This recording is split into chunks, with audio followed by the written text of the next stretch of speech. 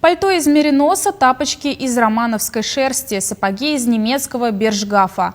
Увлечение рукоделием переросло в бизнес. Жительница Цивильского района создает эксклюзивную одежду из валеной шерсти.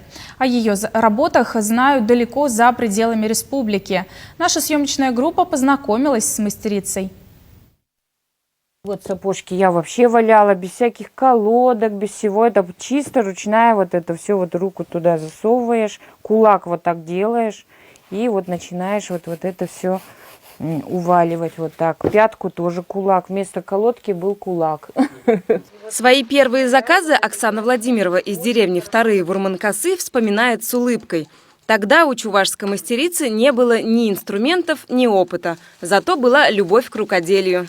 Я вот всю жизнь вышивала, и вот мне что-то захотелось именно, у меня много картин вышитых, ночами сидела, вышивала, потом начала вот на одном валенке, на валенках вышила, выставила, и у меня человек с Москвы говорит: а вы не можете такие мне валенки сделать на заказ? А потом говорит: а вы не можете к валенкам варежки свалять?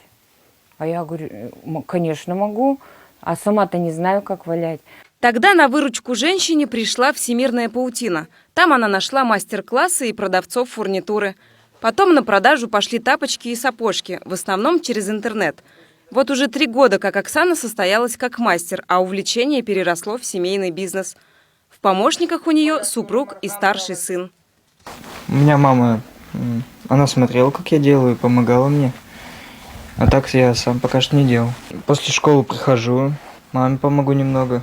Поваляю. Мне как-то был один заказ на 200 пар маленьких вот таких шептунов. У нас весь зал был в этих шептунах. Мы 4 дня с утра до ночи с мужем вот это все делали. Изделия разные, с росписью и вышивкой, от носков и тапочек до сумок и пальто. Теперь они радуют ценителей одежды, обуви и аксессуаров из натуральной шерсти далеко за пределами родной республики. Меня уже и в Казани знают, и в Италии, и Франция. Стокгольм заказывали, Германия. Особенно заказывают много с севера. Вот Якутия, Тюмень. Горячий сезон приходится на осень. Заказов у Владимировых уже на год вперед. Свалять, просушить, пришить подошву, подогнать по размеру сам валенок, а потом и заняться декором.